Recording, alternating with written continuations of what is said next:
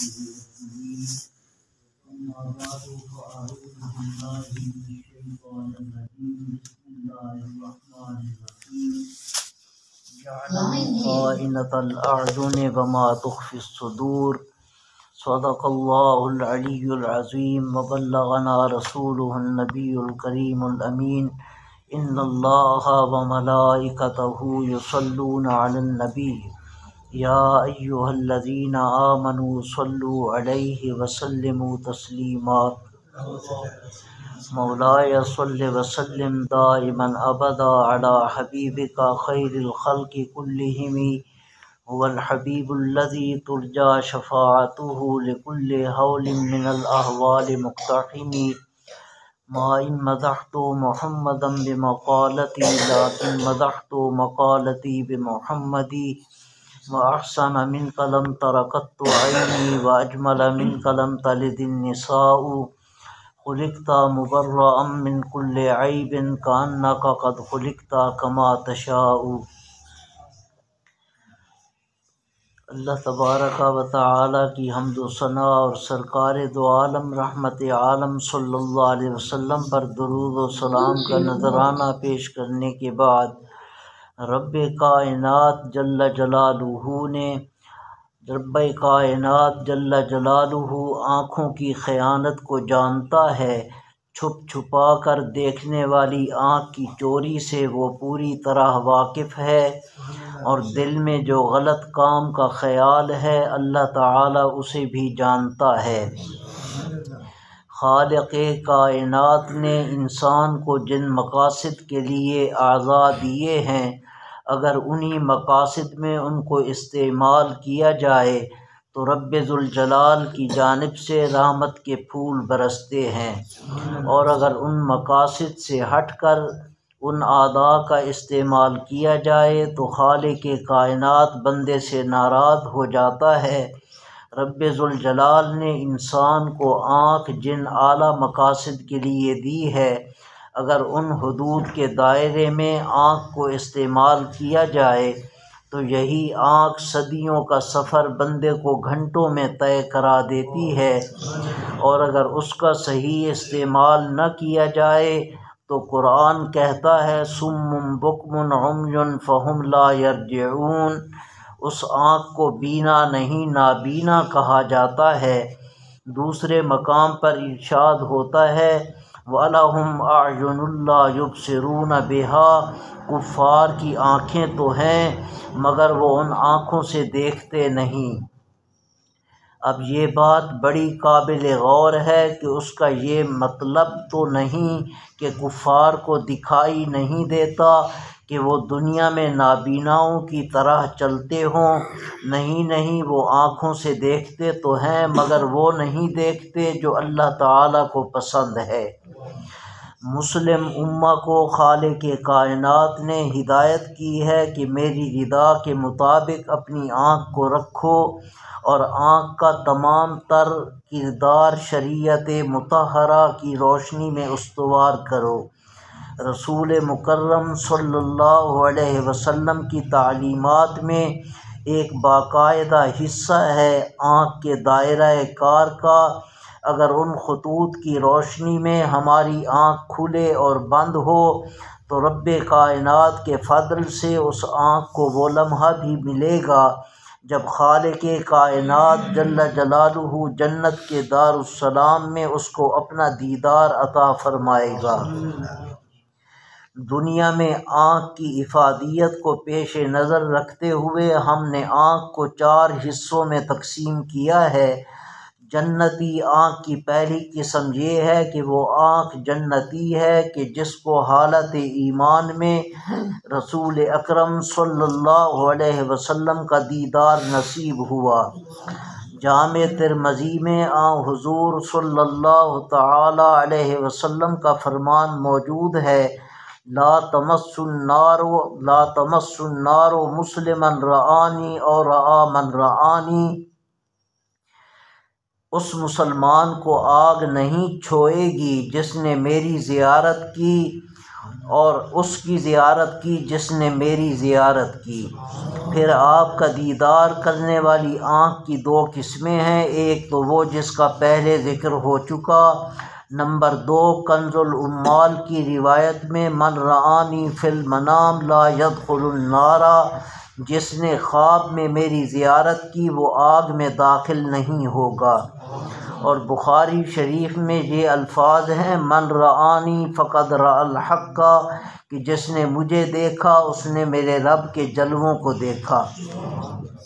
ایک معنی تو یہی ہے جسے آپ نے سماعت فرمایا، نمبر 2 کہ جس نے مجھے دیکھا اس نے بالیقین مجھے ہی دیکھا، کیونکہ شیطان میری مثل اپنا نہیں سکتا اور صورت بنا نہیں سکتا۔ رسول اکرم صلی اللہ تعالی علیہ وسلم کی تعلیمات کے لحاظ سے بقیہ 3 آنکھوں کا تذکرہ آپ صلی اللہ تعالی علیہ وسلم نے ایک ہی حدیث میں بیان فرما دیا۔ الزواجر میں حضرت ابو ہریرہ رضی اللہ تعالی عنہ سے روایت ہے کہ رسول مکرم صلی اللہ تعالی علیہ وسلم نے ارشاد فرمایا کل عین باقیۃ یوم القیامت، قیامت کے دن ہر آنکھ رو رہی ہوگی۔ آج کوئی جس قدر بھی اپنے آپ کو غموں سے دور رکھتا ہے، اپنے آپ کو خوش رکھنے کی کوشش کرتا ہے، خواہ کتنا بڑا ہی غموں سے دور رہنے کا اس نے حصار بنایا ہوا ہے، لیکن قیامت کے دن ہر آنکھ کو رونا پڑ جائے گا۔ اس وقت کی ہولناکیوں کی وجہ سے خواہ کتنا بڑا تاجور ہی کیوں نہ ہو اس کو رونا پڑے گا۔ آپ صلی اللہ علیہ وسلم ارشاد فرماتے ہیں مگر 3 آنکھیں ایسی ہوں گی جن کو خالق کائنات رونے سے محفوظ فرما لے گا۔ ہر آنکھ رو رہی ہوگی مگر وہ آنکھیں اس دن مطمئن ہوں گی، انہیں رونا نہیں آئے گا۔ نمبر 1 وہ آنکھ جو غدت عن محارم اللہ، یعنی ہر جگہ دیکھتی ہے مگر جہاں رب تعالی ناراض ہوتا ہے وہاں نہیں دیکھتی۔ نمبر 2 وعینا سہرت فی سبیل اللہ، سارے لوگ سوئے ہوئے ہیں مگر وہ مجاہد سرحد پر کھڑا ہے اور اپنے ملک کی اسلامی حدود کی حفاظت کر رہا ہے، جاگ رہا ہے، جس کی وجہ سے اسلامی سلطنت کے اندر لوگوں کی عزتیں محفوظ ہیں، لوگوں کے آرام محفوظ ہیں، اموال محفوظ ہیں۔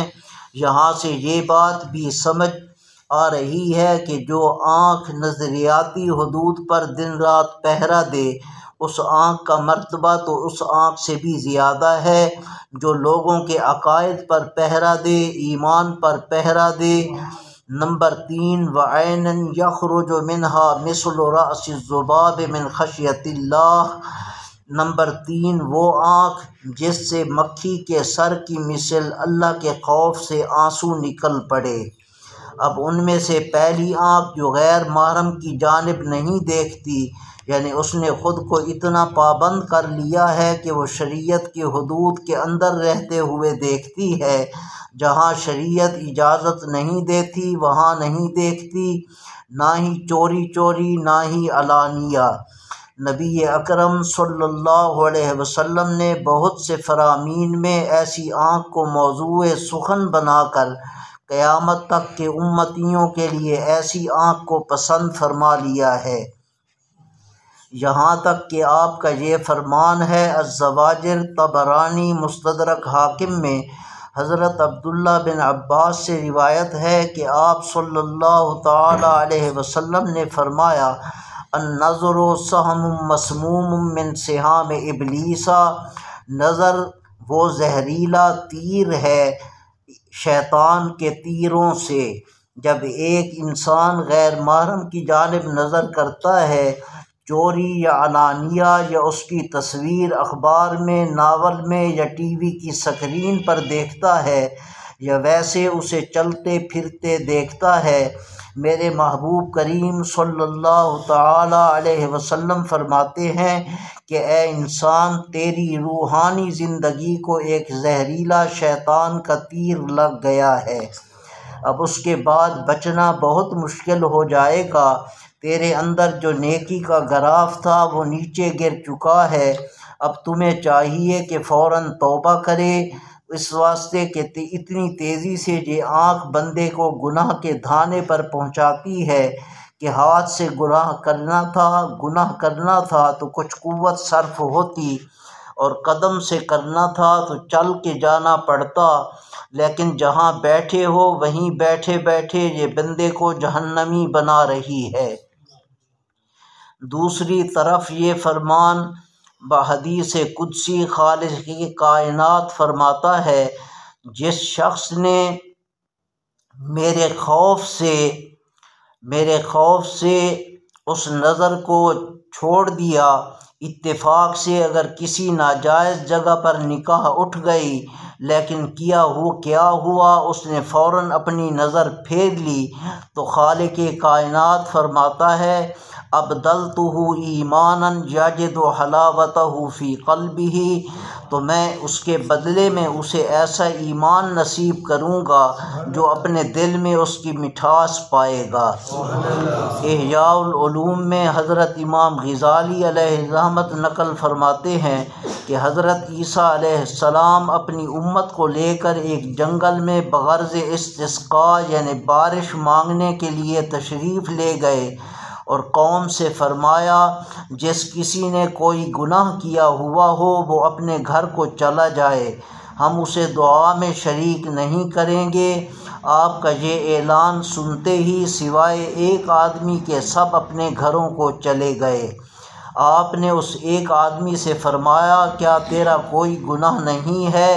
وہ کہنے لگا واللہ ما من شیء، اللہ کی قسم کوئی چیز نہیں، مگر میں ایک دن نماز پڑھ رہا تھا، ایک عورت گزری تھی، میں نے اپنی آنکھ سے اسے دیکھا تھا، جب وہ گزر گئی تو میں نے اپنی انگلی آنکھ میں ڈال کر اس کو نکال کے اس کے پیچھے پھینک دیا، اس عورت کے پیچھے پھینک دی۔ جب آپ نے اس کی یہ بات سنی تو فرمانے لگے ادعو اللہ، تو اللہ سے دعا کر حتی اؤمن علی دعائک، حتیٰ کہ میں تیری دعا پر آمین کہوں گا۔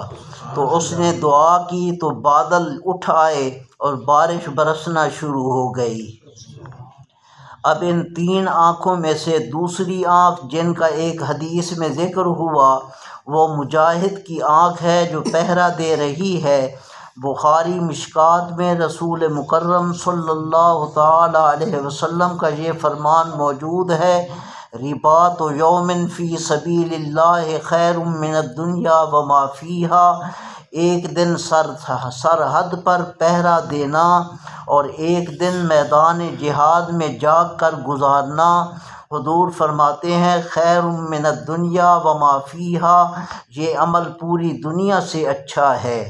یعنی دوسری جانب اگر ایک انسان کے قبضے میں پوری دنیا آ جائے اور وہ اس کو صدقہ کر دے تو اتنی نیکی اس کو پہنچتی جتنی نیکی اس رات کو جاگنے والے پہرہ دار کو ملی ہے جو جاگتا رہا ہے۔ اس کے بعد سید عالم صلی اللہ تعالی علیہ وسلم نے جس آنکھ کا تذکرہ بڑی تفصیل سے کیا، یہ وہ آنکھ ہے جو اللہ کے خوف سے روئے۔ رونے کی محدثین نے 6 قسمیں لکھی ہیں، اس کا بیان اگلے شب جمعہ کریں گے انشاءاللہ۔ وما علی الا البلاغ المبین۔